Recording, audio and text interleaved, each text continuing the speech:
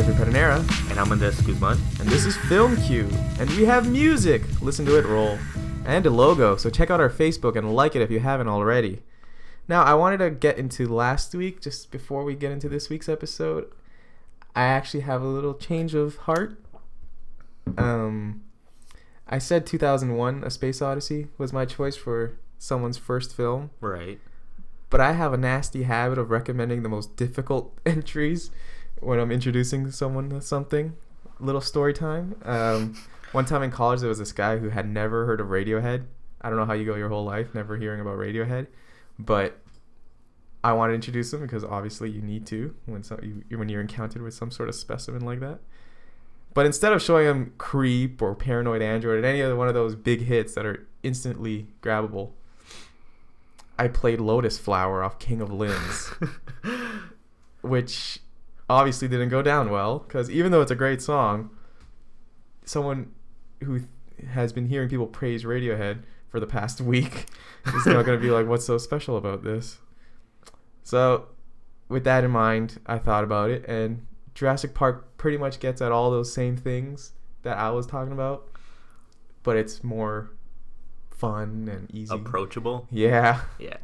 Not as opaque. As you notice, I did agree with you for most of the previous episode, but Jurassic Park is the better choice. Might be the second movie I pop on. Like, see, look, this is how fun movies can be, and then this is how smart they can be. It'll be interesting. Okay. So that's all I wanted to mention from last week, but Andres, what did we watch this week? So this week we watched Spy, and I finished work and I met up with you to watch it, and I was telling all my friends that we were gonna watch a movie. When they asked me which movie and I told them Spy, they all turned around and was like, "Why?" Yeah, I remember watching that initial trailer and being like, "Ooh, this is gonna suck." Yeah, it didn't look like it was gonna be that good. Which is another reason you shouldn't watch trailers, which I've stopped doing since. Yeah, I've looked at my YouTube subscription page, and every single day there's 3 new final trailers for Jurassic World, and I'm like, no, it's a week away. I don't need to see 100 clips. At most, I'll watch an initial trailer just to get an idea of what a movie is, even though trailers lie about that all the time. But just to get a sense of what's coming up in the future. But other than that, I don't pay attention to them, especially after the first one. That makes sense. I should learn how to be like that more often instead of watching every single clip. And hell, this movie's proof because the friggin' movie's great. It's hilarious. The funniest movie I've probably seen, the most I've laughed at since Kingsman? I don't know, because I saw What We Do in the Shadows after Kingsman. Oh, and right. I love that movie. We did see that. Yeah. But I mean, good to bring up Kingsman because this is the year of the subversive spy movie. Yeah, it's only June. We have 2 so far, and then we're also getting actual Bond later in the year. Yeah, we're getting Spectre and The Man from Uncle. Is that coming out this year? Yeah, by Guy Ritchie, right? Oh damn! Yeah, I didn't even know that. So this is the year of the spy. And if they keep up with these 2 so far, it's gonna be great. Yeah, I mean, what's great about Kingsman and Spy is that they're both sort of subverting the Bond stereotypes in different ways. Like, Kingsman makes the joke literal. Right. And basically points to all the horrible things about Bond and amps them up so that they're obviously atrocious. Whereas with Spy, it's as simple as just putting a woman in the place of Bond. And we get her reactions to all this gross machismo and a fantastic Jason Statham playing a bumbling idiot. I love Jason Statham in this movie. I think he stole every scene. I know some people were comparing him to an actual living Chuck Norris joke. Yeah. And it's just he goes on these rants kind of similar to him, and it just make me laugh every time. He has my favorite scene in the movie where it's towards the end. Spoilers, but he busts through a door and he gets caught on the handle. Oh, and it knocks himself out. In the entire movie, it's him kind of proving himself. He's just like, oh yeah, I ripped out my arm, and then with my other arm, I put it back into its place. I don't think that's medically possible. So he just I was driving a car and on fire. It wasn't the car that was on fire. I was on fire. So he goes on trying to be I'm the best that we have. I'm the best that we have. And he's the one that's fucking everything up. When he finally shows up and actually does something, he messes up. It's the best. But getting into stay the it,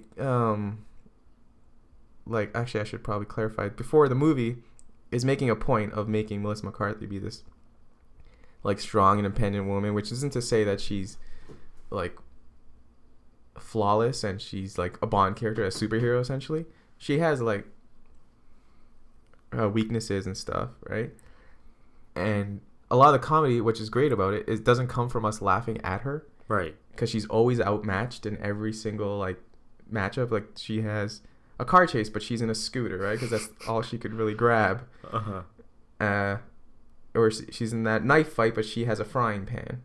Yeah. So she's not outmatched because of her weight or because of whatever all these superficial reasons. It's always just because the circumstances have her being outmatched, which is, I said, she makes a fantastic action comedy star in the vein of Jackie Chan, because that was his whole thing.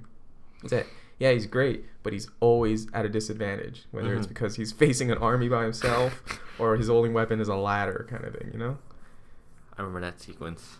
Yeah, and so having the movie establish all this, I was the only moment in the movie where I was a little like, oh, I don't know if this is the right decision, was at the very end when it's revealed that she slept with Jason Statham's character.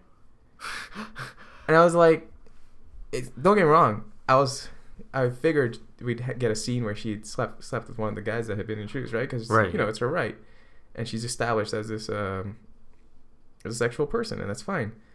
What's wrong is that this is the guy that's been berating her the whole movie, you know? And I don't know, it's not wrong. It's better that she slept with him than Aldo, yeah. Than Aldo, because he's a gross perv. Or fine. Yeah, right. Because Jude Law's character, it'd almost be rewarding him for being an asshole, and I get that, and I get Aldo being a gross, misogynist pig. Which, that scene when he like tries to play off that he's actually from like MI6, and then and she believes him, and so did I, and then he turns around and talks back. He's like, "How did you like my British accent?" I learned it from Downton Abbey. No, we're ruining like all the jokes. But no, there's so many in here. Don't worry about it. Fuck, what was I saying? Yeah, so he is the best option, I guess, out of all the dudes in the movie. It's just, I guess what bothers me is where it is in the movie. It's like right after we established that her only reward is going off with her friend, right? The other woman who's been shit on in this agency. Who also. So we get that, and it's nice, and it's a capper, and it's nice thematic, wrapping everything up. So it's almost like I wish it was after, like a mid-credit sequence. Do you know what I mean? Because putting at the very end of the movie, it's almost like Her Majesty in the Abbey Road. Like you get this beautiful thematic statement, and then just like this throwaway joke, which is like in Abbey Road it works, I guess, because the deals were always jokey and stuff. But I don't know. Maybe this is me trying to figure it out. I feel like because the post credit all the way at the end, there's just like that one little outtake of the bed scene. Like I feel if that scene had came with that, and maybe like other outtakes of other things they had said, then maybe like it would have worked better. I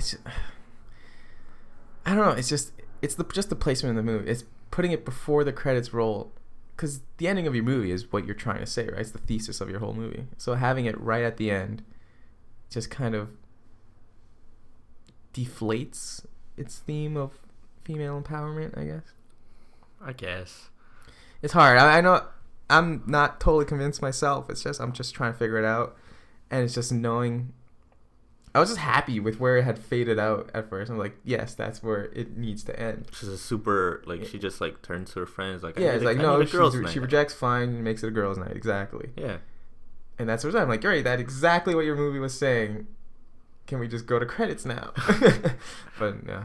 But it's nothing wrong with it. It's funny. It works. And again, he's the best choice because he's such an idiot. But he's like a sweet idiot. And she says so, right? She's like, he's trying. Yeah. Not well. Yeah. But, which is funny because I have a note here where he's essentially doing the Will Ferrell thing, where he's a satire of masculinity, and it's so good. And again, it ties into the whole James. He's like that one shading of James Bond, who's this ultra male, who's like infallible, and that ties into Jude Law's character, who's the suave side, who's this like playboy character, and he's gross, and for a long time we think less of him. I'll put it that way.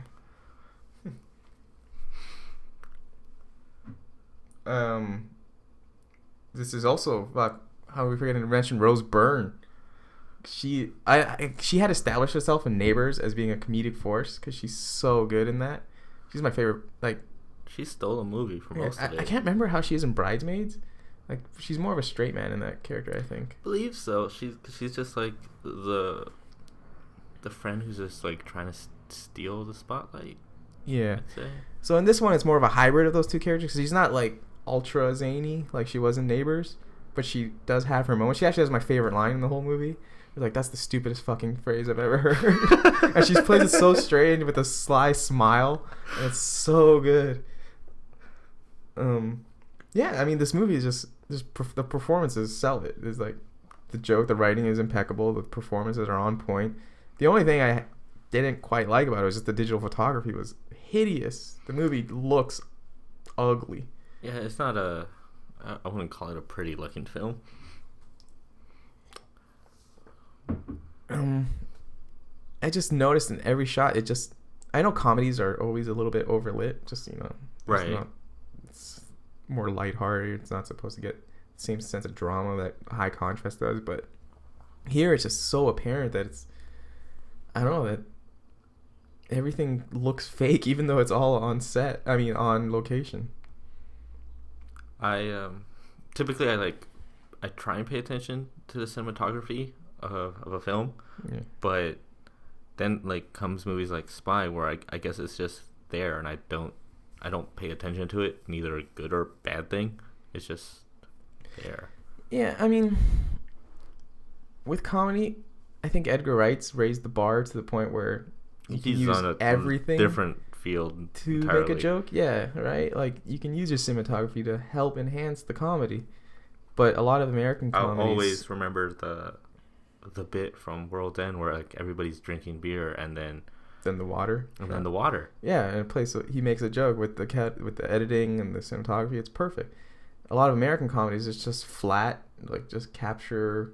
Yeah, improv, they only use the words that their actors are saying. They're not trying to use everything that they possibly can.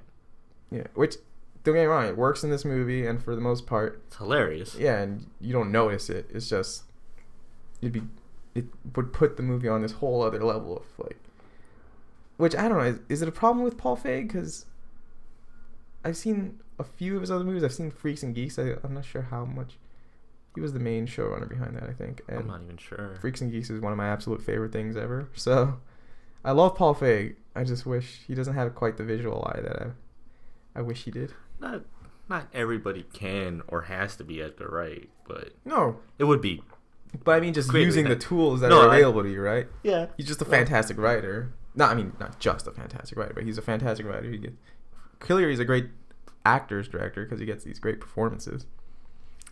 What did you think of Miss Melissa McCarthy's husband's cameo? He's in it? Yeah, he's is it the Mike and Molly guy? No. I have no idea. I don't pay attention to it. So in Bridesmaid, I believe her husband in that is this the same guy? Is her real husband?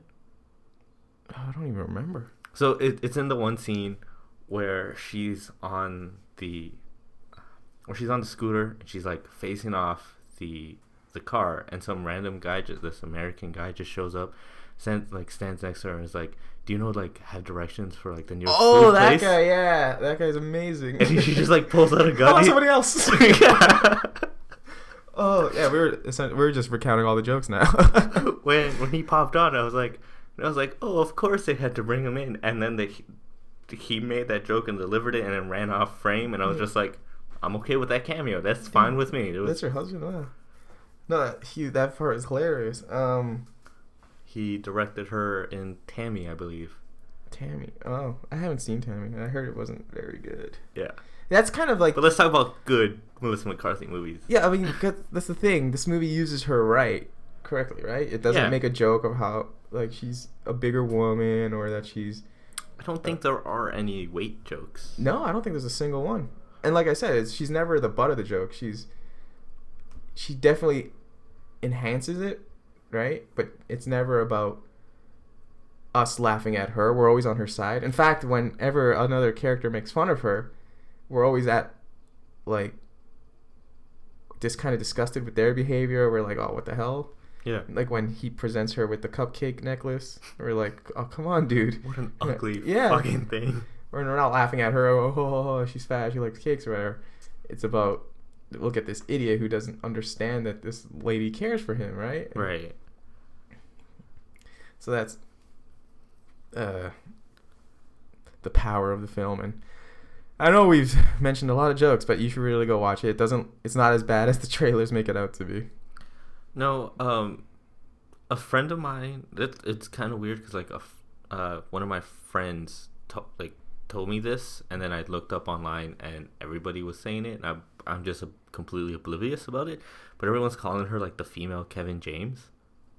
Oh, and she deserves better than that title. She deserves so much better because after watching. I like my Jackie Chan thing.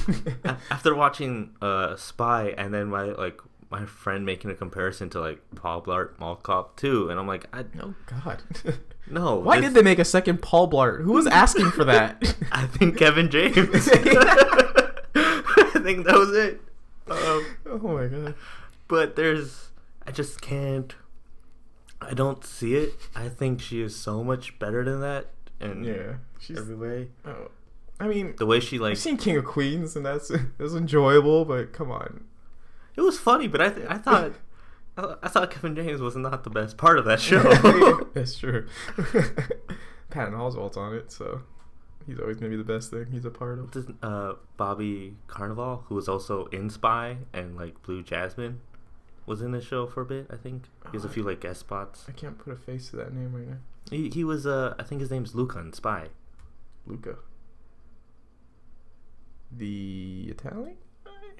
No, that's Aldo. So the guy who tries to get the bomb, the nuke. Oh yeah. I don't know if he's Italian, but like the olive skin dude. Yeah, I think olive skin. I think his name's Luca. He has beautiful olive skin. Oh, that's an attractive dude. Yeah, I think he is.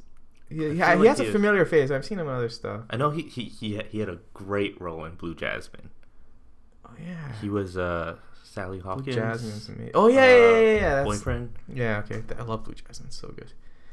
It wrecks you, but you would you accept it and you're okay with it. Yeah. I don't want to start getting to a whole Kate Blanchett thing. I adore her, but you should still watch Cinderella. She's in that? Yeah, she's an evil stepmother. Oh yeah, I still have to watch Cinderella, which is everyone is saying is great. And I'm still putting it at like the top of my list of the year so far. So, all right, nice. I know there's also like a lot of people saying Jason Statham surprising them with the comedy thing, and it's funny. I think this is the funniest I've ever seen him. It's definitely the funniest I've ever seen him, but I feel like he had proven he was funny in like Snatch and Lock, Stock, and Two Smoking Barrels. But he was always more of a straight. I haven't seen the Lock, Stock film, but Snatch, yes. But it's just like it's a different thing. Like he's more straight. He's playing off everyone else. Yeah, he pokes fun at this stuff, and this one.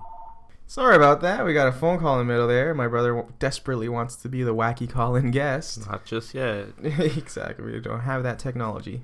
Clearly, professionalism. Continue with your thought, Andres. So I love Snatch, and I think he's really funny in that, but it's a totally different thing where he plays off people, but in here he just kind of turns himself into a joke at times. He's almost a chaotic element in a way. When he enters a scene, everything changes because everyone's reacting to everything he fucks up. You welcome it so fast. You're just like, please get back. He's amazing, and I hope he doesn't overshadow Melissa McCarthy in a way, because again, she's proving herself here in a way that kind of, I don't want to say subverts, but pushes aside all those feelings that she's overexposed, because people have just been using her wrong. Right. Yeah, and and actors in a way that I don't want to reduce them to just being tools, but they have their correct uses, and Paul Feig knows exactly how to use Melissa McCarthy in every scene.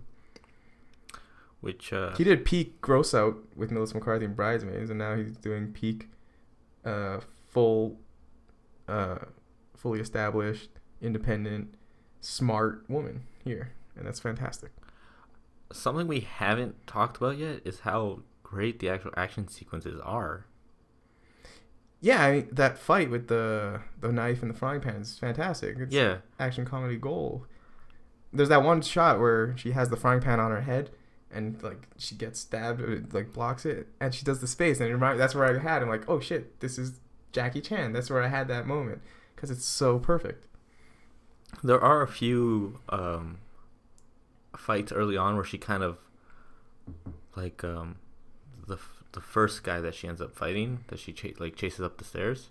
Oh yeah, which ends in the most perfect death scene. Yeah, but I was kind of or reaction to a death. I don't know if upset is the right word, but when it ends up being that she wins and kills the guy by accident. Yeah. Oh, the fact that it's an accident. Yeah, it kind of like takes away from the footage we had seen earlier about how great.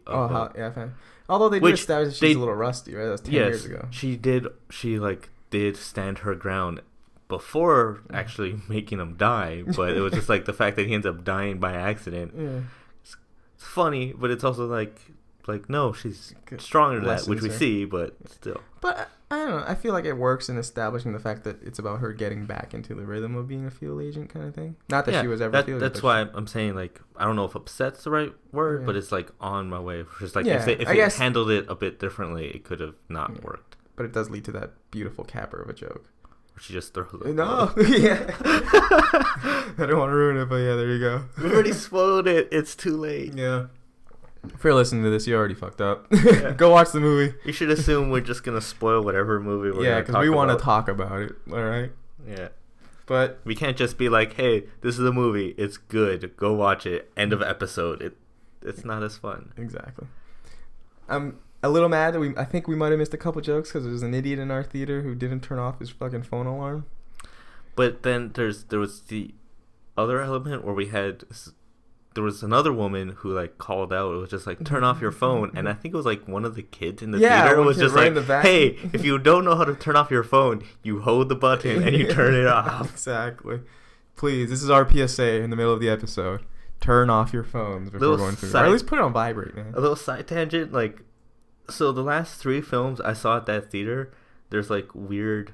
Oh yeah, I was with you for Spring. Yeah, there was like these weird like other things that just happened during the movie, and it like kind of either elevates the film or doesn't. So we saw Spring, and there was a fire alarm going off, and it just kept ringing and ringing and ringing. And over the PSA or whatever they kept pronouncing. And it was like, what? This is an emergency. Close to like 5 minutes. Oh yeah. Or at least it felt like 5 minutes. It felt like 10, 15. But then I watched Poltergeist at the same theater, and you haven't seen the trailer for Poltergeist, have you? I haven't seen Poltergeist. No, but have you seen the trailer? No. Okay, so there's a scene that's kind of like spoiled in the trailer, which we're not talking about Poltergeist, so I won't spoil it. Yeah. But it has to do with a clown and a nose, and if you know what I'm talking about, if you've seen the trailer, so there's a scene where it pops up and something's kind of like hidden, but because I've seen the trailer so many times that the moment kind of wasn't as impactful as it could have been, I wasn't really scared. But there was one guy who I think didn't see the trailer who just yelled out at the top of his lungs, "Oh fuck!" And that, for everybody who was already like, who might have been tense, that they just started laughing, and then the jump scare happened, and it's like, oh, I forgot. So like with that one, I'm kind of torn because it's like it was really really funny and it's a great story, but it was one less jump scare. That's the magic of watching a movie in a theater, right? Like I can't remember what movie I was watching, but there was this one scary movie I was watching, and there was 2 ladies sitting in front of me, eating nachos, and then a jump scare comes out, and all you hear is ah! And I got nacho and sauce all over my pants because they just tossed it right back. It's great. At least they gave me a napkin to clean up with. That's sweet. Good of them. All right. So now we'll transition to our topic of the week, which is the Mount Rushmore of directors. Andres, do you want to kick us off? Should I go straight for all four, or should I go with my honorable mentions? Because it was tough. I think you could start off with some honorable mentions, and people will be like, "How did they not get on?" But I will say I don't think we went in with strict rules for this. Like I kind of stuck with. I gave myself some rules. I don't know what you did. Not really. Because we talked about it, and you had said essentially just 4, as many as there are on Mount Rushmore. As many as there are. So not like a Mount Rushmore of 20 directors. Right, which I think I might be able to do. That might be easier. So there's a few that I thought of putting, but I wasn't entirely sure. And I know this is weird, but the top of that list would have been Scorsese. Scorsese's a good one. I'm not as familiar with his work as I would like to be. Also, I think I'm more interested in what he does for films. Like recently with he's like taking a lot of older films and trying to like restore them and stuff. Yeah. And I love talking to him about film, but I'm not sure. Sometimes to him, you've talked to Martin Scorsese? No, but like when he like watching videos of him talking about film, I sometimes find that more interesting than something I've seen of his, which I know is a really bad thing to say out loud. I don't know. I mean, I disagree with Scorsese, but with Steven Soderbergh, I get that sense. I almost enjoy Soderbergh talking about movies more than I enjoy his movies, even though I love his movies. But right. He's just so smart, and just hearing him talk about it. So now I don't feel so bad for saying that stuff. The other... never feel bad about an opinion, man. My other options were Francois Truffaut, Akira Kurosawa, and Ingmar Bergman. All great directors, but I just nowhere close to as familiar as I would like to be. Yeah. I kind of try to stay as American as possible because it is Mount Rushmore, which isn't to this to put down the contributions of foreign film, because foreign film is absolutely important. When you said Francois Truffaut, I'm like, shit, he probably should have been on my... I really wanted to put a foreign director, but there was none that I'm like where I can be like, oh, I know that director's work like I sort of did a little asterisk. We'll get to that when I get to it, but go on. Okay, so for the actual 4, I guess no specific order. Well, whatever you want. It's your 4, man.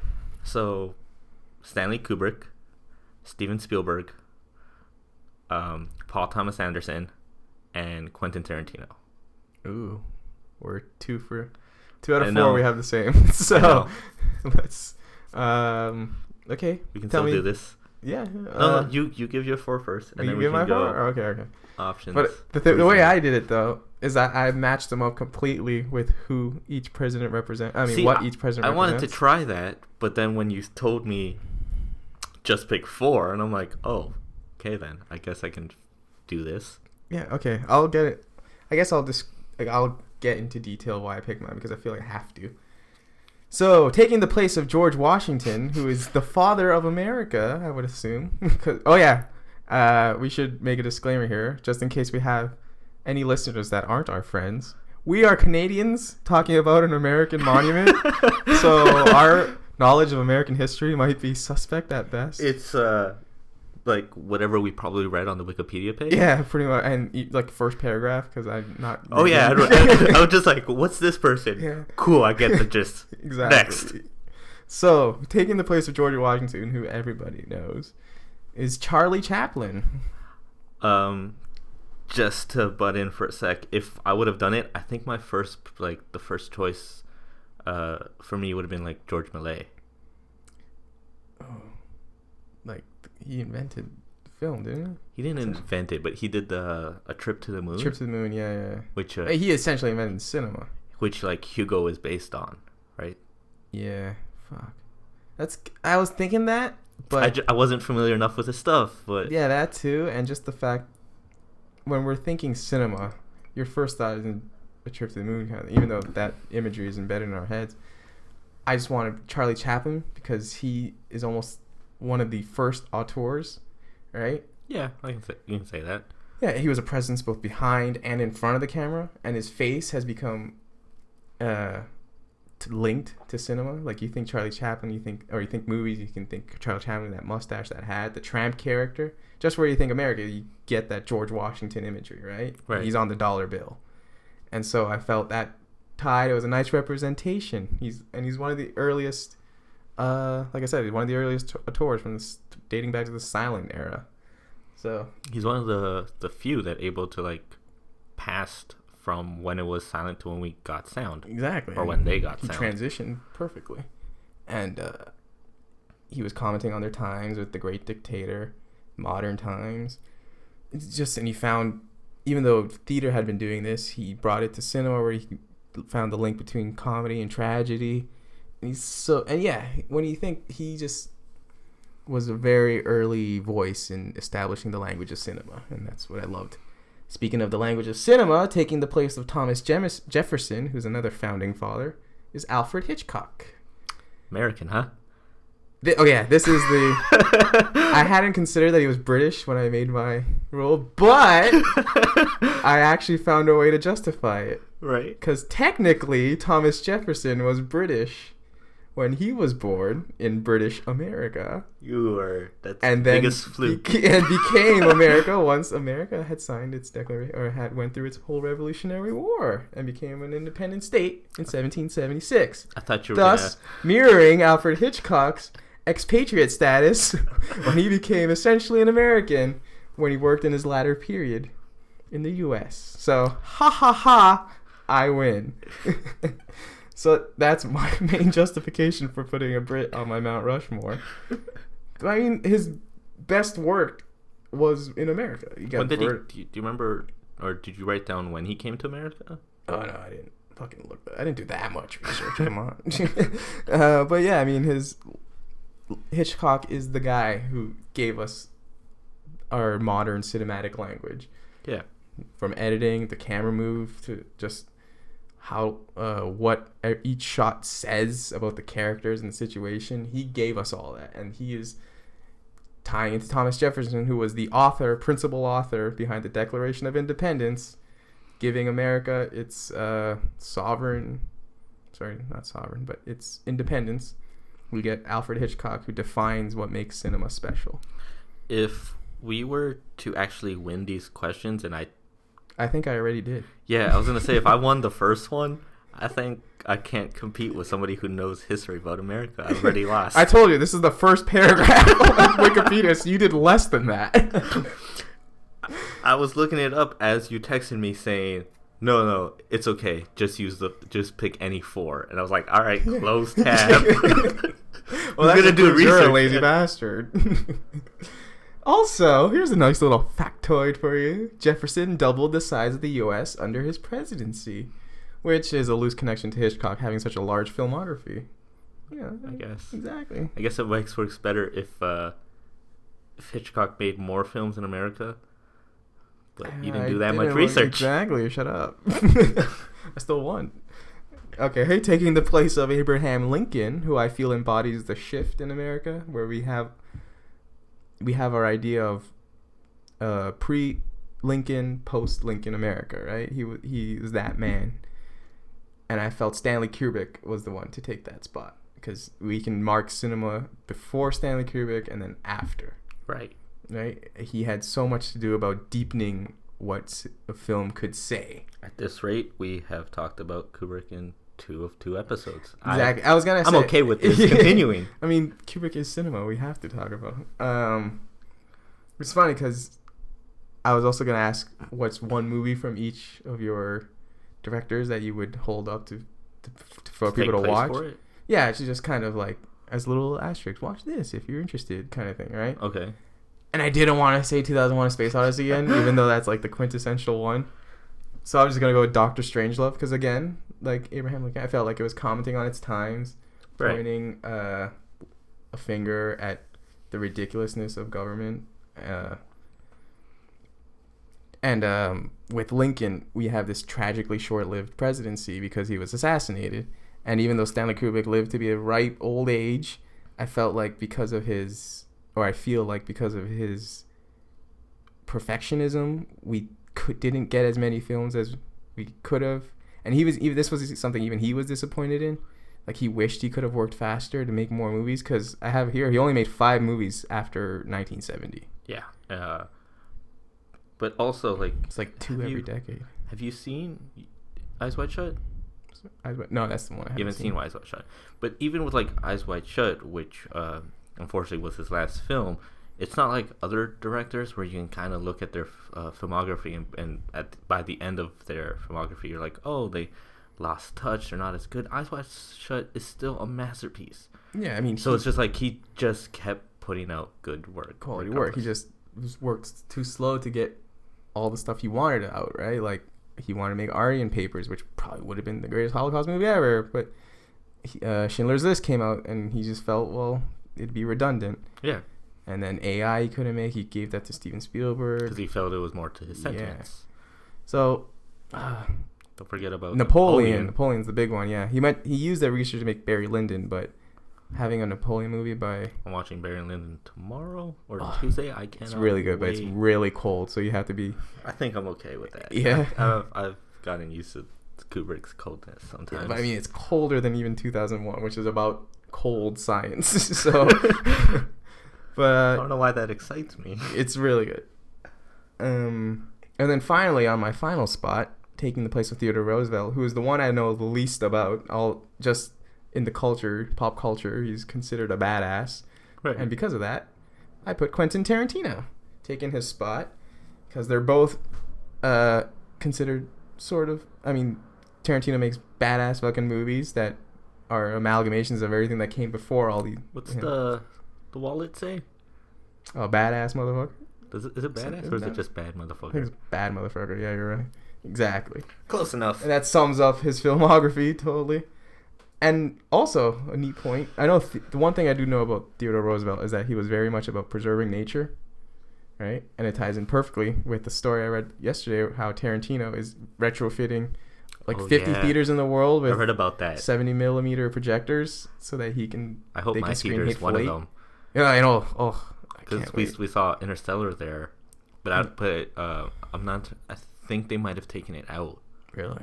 Yeah, because they were talking about how, like, oh, we probably won't go through this again, and in my head I'm just screaming what? I'm screaming at my managers. Don't you know about Hateful Eight? Yeah. Just wait another year, Jeez. please. I mean, I think there's been more like 70 millimeter movies in the past decade than there were like 30 years before. I'm not sure. The only ones I can think of. There's a lot. Anyway, so yeah, it ties in nicely with the fact that Tarantino is like a stalwart of film preservation, and he's trying to keep it the fundamental way we capture films, even though everything's shifting to digital. Unfortunately. Case in point, Spy looks awful, but like I just watched Sorcerer last night, and that is the most beautiful movie I think I've ever seen. You're welcome for recommending it and handing it to you in the store. Yeah. I had wanted to buy it already, alright? You're not that special. I just need something to go with my copy of Happy Go Lucky. But, yeah, so give me your reasons for your guys. I'm just going to go with the list that I've written. So, I don't know any historical background, so I can't tie anything together.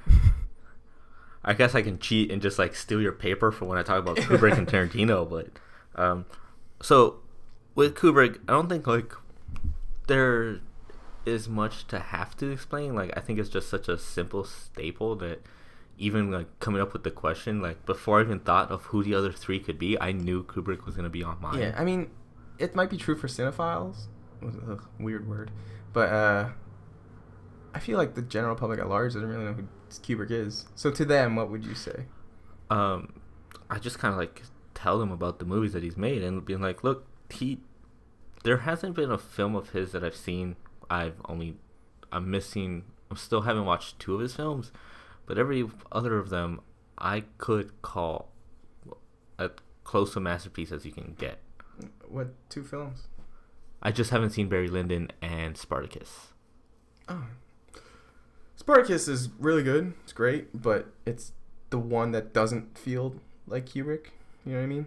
Well, that was the film where it was more like Kirk Douglas who called him in. Passion Project, yeah. Right? But I mean, it's still great. I still love it. It's like one of my dad's favorite movies. But even, let's say, both of those films aren't. That's how many films did he make? Oh, 16, I think, something around there. Even if 2 of them aren't as great as the rest, it's not that bad. Yeah, I mean, he's still a friggin' master. Yeah. Earlier you talked about how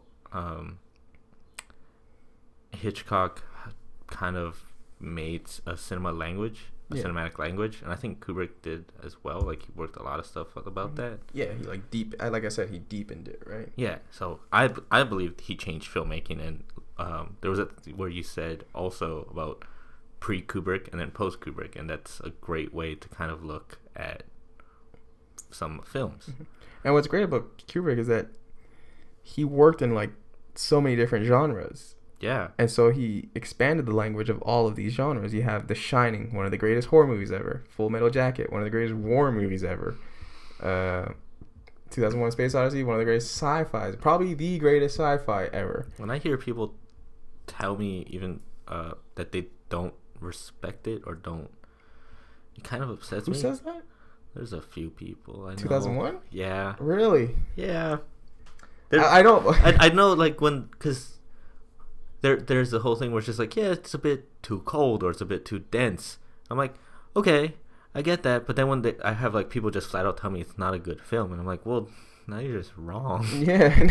I know there's like, right, like everybody gets their own opinion, but that's a wrong opinion. Saying it's cold and dense, that might not appeal to you, but that's what the film is trying to do, right? Yeah. So I mean, there's you can't fault the film for achieving exactly what it's trying to achieve. There's a huge difference between going and saying, I don't like the film, it's not for me, and just flat out saying it's a bad film, especially something of that caliber. Exactly. The last reason I wrote down for Kubrick, and maybe a bit biased, but I think he's the best director we've ever had. Oh, totally.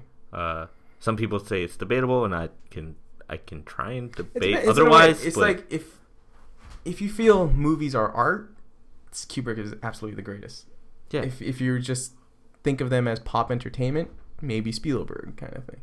But I mean, it's a stupid, reductive conversation to try to like single one guy out. That's why I kind of like, when I usually make that statement, I say that he's arguably one of the greatest, instead of just saying the definite that he is. Yeah. But I mean, it just gets at this idea that Kubrick is the man, like the director. Yeah, he has a lot of fun with his stuff. Last time I believe I talked about the screening for Space Odyssey that I saw with the actors in attendance, and they told us about how much fun like Kubrick was having on set, and about how he was okay for improv, and they would shoot stuff whether or not they made it into the film. Completely People different. have this idea that he was like this almost dictator behind the camera kind of thing, but really he's more of a scientist. He's experimenting. He's trying to find what works and what works in different ways. If you see like pictures like of him like behind the scenes, it just looks like a child. He's just like so happy all the time. Exactly. That's what people don't get, is that he was everything that makes it into the film is because he found it worked in some way that perhaps was different, perhaps was new, but it still was conveying this idea that he was trying to get across. Yeah. Like the whole Stargate sequence is like, okay, what's going on? I don't get it. But if you open your mind up to it, it's this sense of, there's this confusion, but it's also the sense of discovery, right? And it's beautiful. All right, so next up, I had Steven Spielberg, and just quickly, like all the stuff that he has done for cinema. Like, so if it wasn't for Jaws, we wouldn't have any blockbusters. Some people would say that's a bad thing, but I would disagree. I like there's room for all of it. Yeah, we do have the bad ones, and we do have great ones. So, and with Jaws, he I don't know if it got nominated for anything at the Academy Awards, but I know it made it to Cannes, right? Yeah, I think so. I think I read that.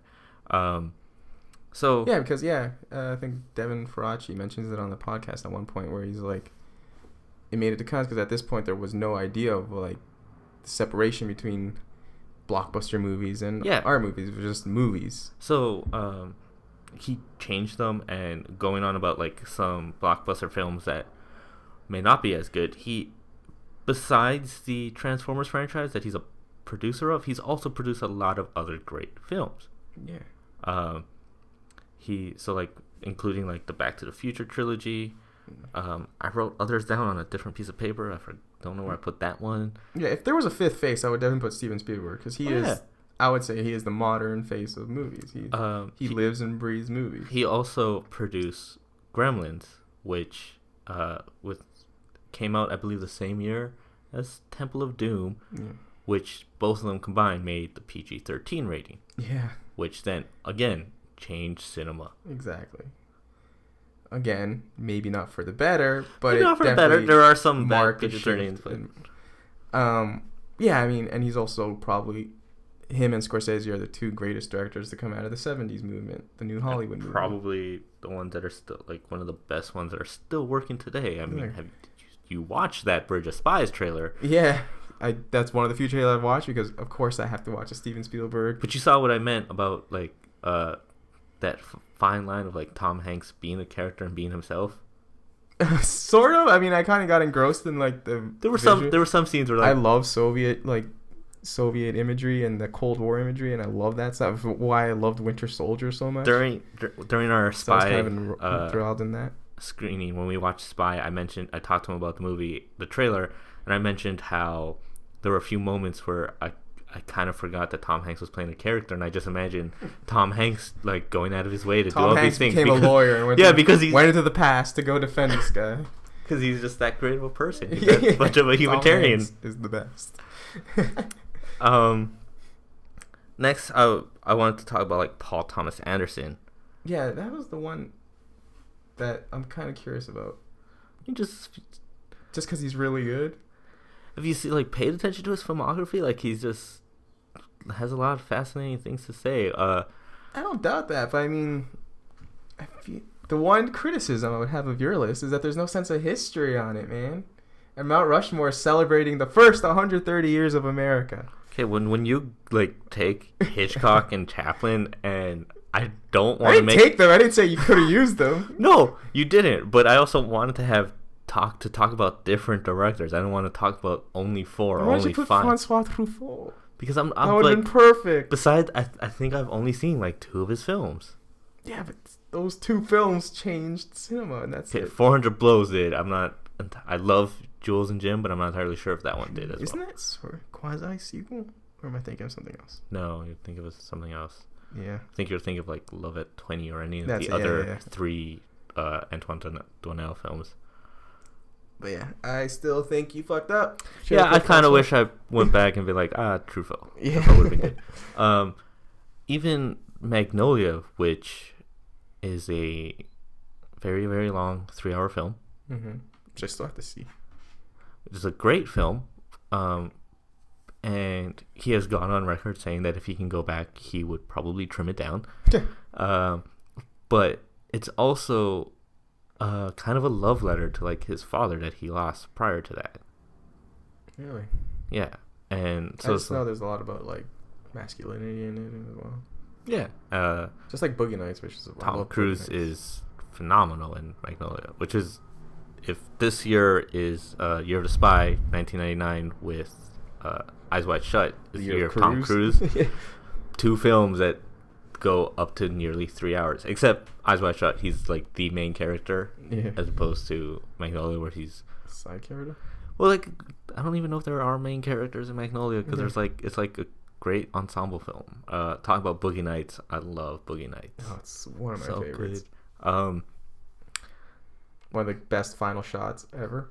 Yes. There Will Be Blood. Yeah, I always forget he made that. I feel like after that, I'm kind of just like, I can drop my microphone and walk out of the room. Yeah, but that was the same year No Country for Old Men, so where's the Coen brothers on your list? You mentioned thinking about putting them on thought there. about it, but I'm just like, I think PTA is a better filmmaker. Maybe the Coen brothers? I think so. I think so. I don't know if it's entirely fair if, like, even though the Coen brothers clearly, like, work together and, like, seem to have one mind, I don't know if it's allowed and it's fair for 2 people. Oh, a good list would have been putting the Coen brothers, the Wachowskis, just totally fucking up the 4 rule. So other like I love Punch Drunk Love. I know some people think it's his weakest. I think it's really great. The Master. I love The Master. We saw Inherent Vice in 70 mil, which is a movie that slowly grew on me because when I first came out of the theater, I was like, I don't know if I care for that much, and then now I absolutely you just adore keep it. thinking about it. Yeah, it just sticks with you, and that's what PTA does best. I think besides Boogie Nights, I haven't seen Heart 8. I will admit to that. I really want to. I just can't find it anywhere. That one's only on DVD, right? Yeah, it's only on DVD. Mm-hmm. But with PTA, except for Boogie Nights, I think every film kind of like it ends and you're just like, shit, I have to watch this again because you don't get it right away. You don't fully grasp. But yeah, kind of. He's almost. Do I want to say he's like a modern Kubrick in a sense? I know he met him and he like talked to him on the set of Eyes Wide Shut, which was really interesting. I think I'm he might jealous. be the closest we have to that same sort of idea that Kubrick was doing. You know what I mean? Maybe. I don't know if I can. No one will. We'll never have another Kubrick. That's No. that's the underlying point. But as much as close as we can to making big budgeted movies that explore deeper issues and are clearly doing their own thing, their own language, internal language, I would say, yeah, PTA maybe. And he does like whatever he wants. He takes. And his movies are also come off sort of cold sometimes. Yeah, I mean, look at There Will Be Blood. It's frigid. What a great movie. Okay, Tarantino, I think is your last one. Yeah, he like changed independent filmmaking and like Hitman other people. I know Steven Soderbergh kicked that ball off. Woo! But there was also others. You know, you got like Linklater. Kevin Smith. Yeah, he's the one that brought indie filmmaking into the mainstream.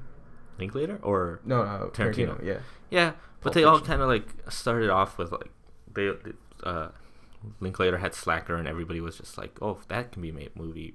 I haven't seen Slacker yet, but I know so many people are inspired Kevin Smith by it. was one. He made Clerks because of it. Same year as Pulp Fiction, I think, right? Yes. Or Pulp Fiction was. I think Reservoir Dogs was 92. Yeah. Okay. So it's Pulp Fiction was 94. Yeah. Speaking of like earlier, you brought up how with Kubrick, how most of the audience doesn't know his name. You know Tarantino's name. Everybody knows. I had a conversation with somebody about how we don't have that many directors that kind of are the star of their own film, like where people see a name and in the trailer and they're interested, as opposed to most names kind of pop up and they're just like, who, or don't Colin even care. Trevorrow. Yeah. Preview of next week's episode, Jurassic World. But you have your few, whether or not it's a good thing or bad thing. Everyone should pretty much have an idea of who Steven Spielberg is. Tarantino. Talking about the bad. Some people. I remember when they showed the trailer for Devil, that M. Night Shyamalan produced film. People in my theater groaned and just like, please no. I am. I know you don't watch trailers, but there's a trailer for his latest film called The Visit. Mm-hmm. Which actually looks good and creepy, and I'm just crossing your fingers. I'm crossing my fingers. I really love his like first three right off the bat. I really like Unbreakable. Not the first three, because he had two films before Sixth Sense. Oh yeah. But I haven't seen those. Sixth Sense and on. Yeah. What was the second one? Signs? Yeah. Well, third. It was a Sixth Sense, Unbreakable, and then Signs. I haven't seen Signs. I think I have. I can't remember. So all three are great, and ever since then, I'm just kind of like, every movie comes out, I'm just like, please be good. Please be good. I saw After Earth in the theater, and I was like, please. And even my mom, who I saw it with, that adores Will Smith, it wasn't enough for her.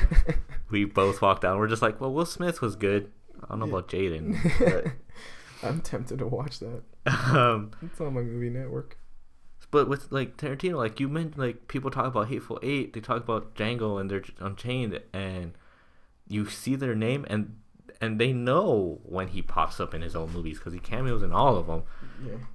Whether or not he's the best. He's such a character outside of film. Yeah, and he's just like everybody knows his name. And so I know many people, like I remember people talking to me about Django and kind of like they're still excited to see what comes next, and I tell them about the Hateful Eight. And I've had people at my work. I work at a movie theater, and there are people that are not like invested in film, and they hear the synopsis and they're just like, that doesn't really sound interesting, but it's Tarantino, so we'll watch it. Yeah, I mean, I know more than a few people that don't really follow film as closely as we do, who are like follow the news every day. And they know like, oh, the Tarantino movie's coming out. Like, can't wait for that, because he has this such a distinct voice that comes from, again, getting back into cinematic language. He is taking everything that came before and just throwing it together, right? But in his own unique way, and it never comes off as a mess. It's always beautifully articulate, and it's always using that to say something about it. You know what I mean? Like, there's that beautiful moment in Inglourious Basterds, which probably makes it my favorite film of his, or maybe not my favorite, but like definitely probably his best, where throughout the whole movie we're seeing these people commit atrocious acts of violence on these Germans, and we're cheering. We're like, yeah, right, these fuckers deserve it. And then we get that shot where we're in the German theater watching Germans watch a German propaganda film of this German killing a bunch of Americans, and they're cheering. Yeah. And we're like, oh, bastards. But it's playing on this irony of like, okay, what the hell are you doing then before them? And it's genius. And that's all he just presents that. And that's it, right? And he's so smart. Is it Eli Roth or Eli Roth? Eli Roth, who did the bird, whatever the Bear Jew? No, well, yes, but I know somebody else directed that short, the one that we're watching. I don't know. I'm not sure if it might have been Eli Roth, or it might have been, I don't know if it was Robert Rodriguez. I think it might have been Eli Roth. What's a movie from each of your directors you'd recommend people check out this week if they care enough? I think with PTA, I'd probably go Boogie Nights. Boogie Nights is probably the most accessible, and it's also definitely one of his best. I think I would have gone Punch Drunk Love, but it almost plays at like a silent film sometimes. There isn't that much dialogue. I haven't seen that one. Tarantino, I think I just go straight to Pulp Fiction.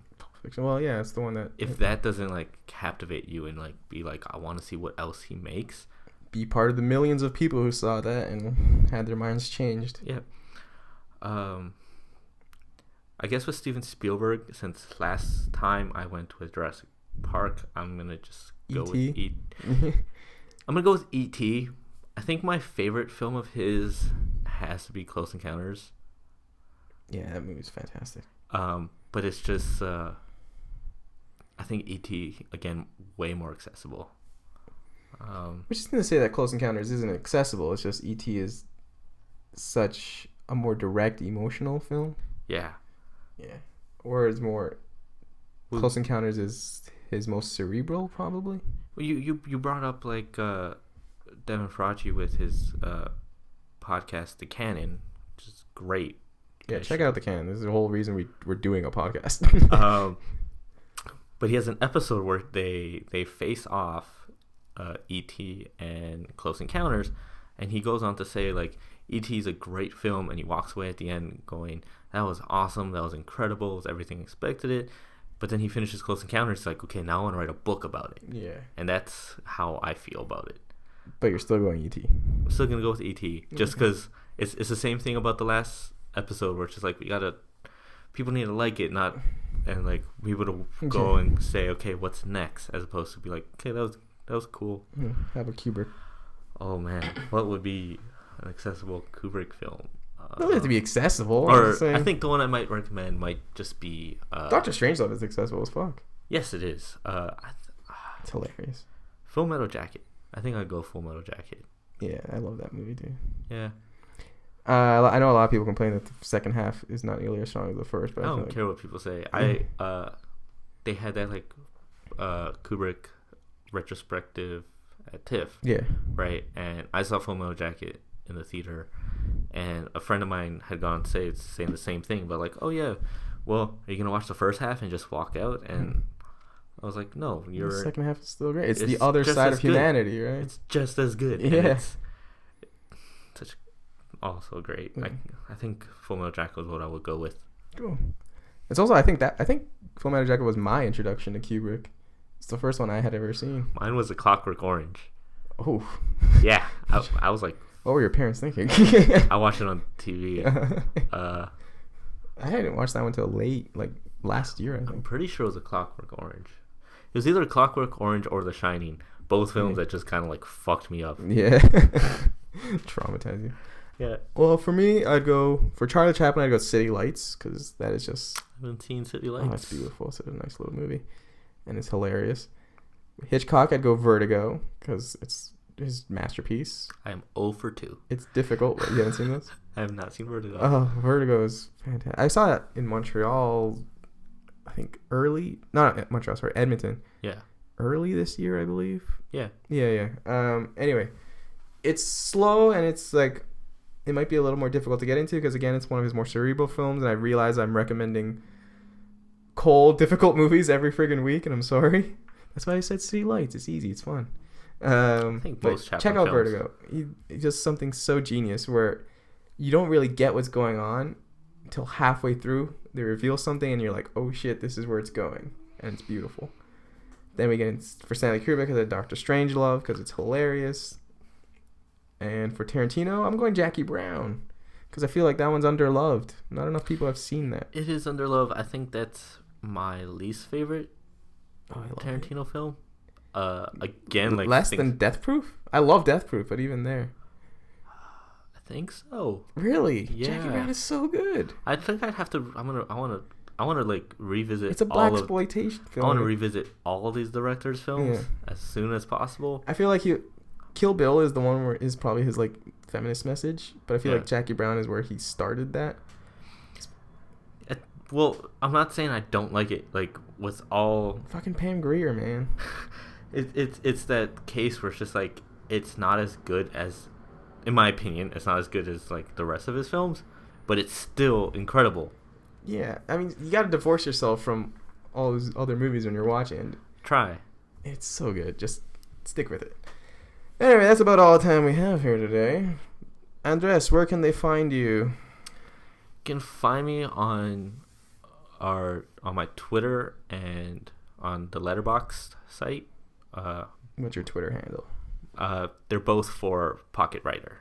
All right. You can find me at Jeff_Pet on Twitter and just Jeff Pet altogether on Letterboxd, spelled letterbox without the E at the end. Yes, BOXD. Yeah. So hit us some messages, comment on our Facebook, tell us what your Mount Rushmore is, and we can have a discussion maybe. Hopefully. Exactly. Hopefully, if you care enough to comment. Andres, what's in your film queue for the week?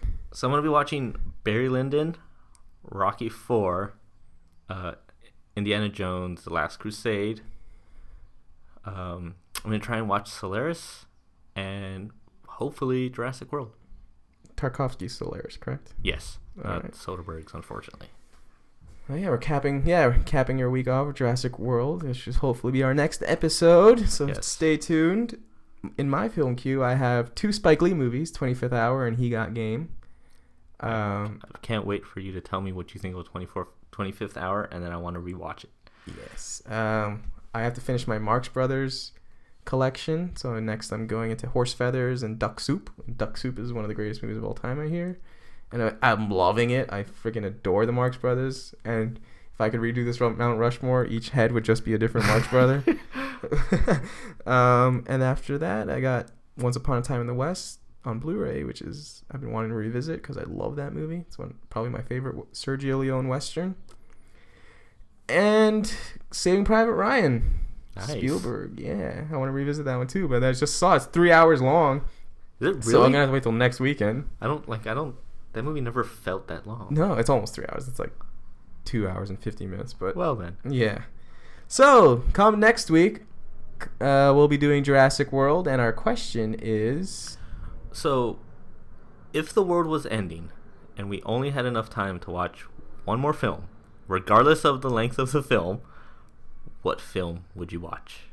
Your final film before you die, essentially. Just one last. All right. So till next week, please consider the question. I'm Jeffrey Pedinera. And I'm Andres Guzman. Thank you for listening to Film Q.